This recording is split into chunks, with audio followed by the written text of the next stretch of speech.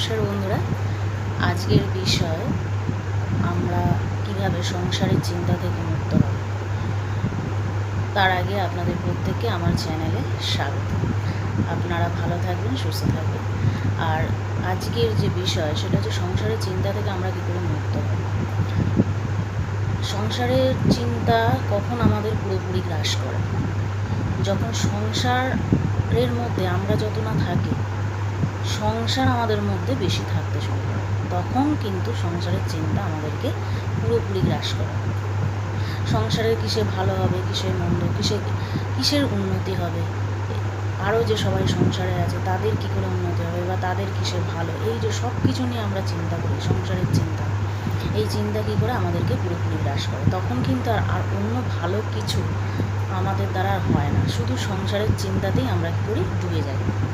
ঠাকুর কি বলেছেন যে সংসারে তুমি থাকো, কোনো ক্ষতি নেই, কিন্তু সংসার যেন তোমার মধ্যে না থাকে। যখন সংসার আমার মধ্যে থাকতে শুরু করবে, তখন সংসারের চিন্তায় আমি পুরোপুরি ডুবে যাব। তখন আর আমার দ্বারা কোনো ভালো কিছু উন্নতি সাধন হবে না, আমার মনের বিকাশ হবে না, আমার আত্মার বিকাশ হওয়া সম্ভব নয়। তাই মনকে কী করতে হবে, সংসার চিন্তা থেকে মুক্ত করতে হবে।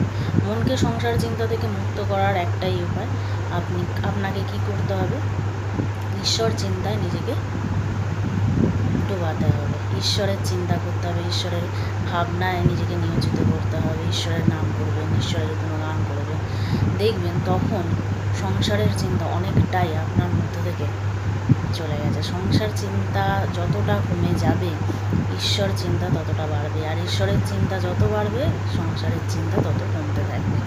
এই ছাড়া আর অন্য কোনো উপায় নেই। ঈশ্বরকে চিন্তা করুন, দেখবেন আপনার মন থেকে সংসারের চিন্তা অনেকটাই হ্রাস পেয়েছে।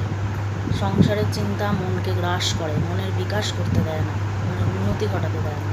কিন্তু ঈশ্বরের চিন্তা মনের বিকাশ করে, মনের উন্নতি ঘটায়, আত্মার বিকাশ করে।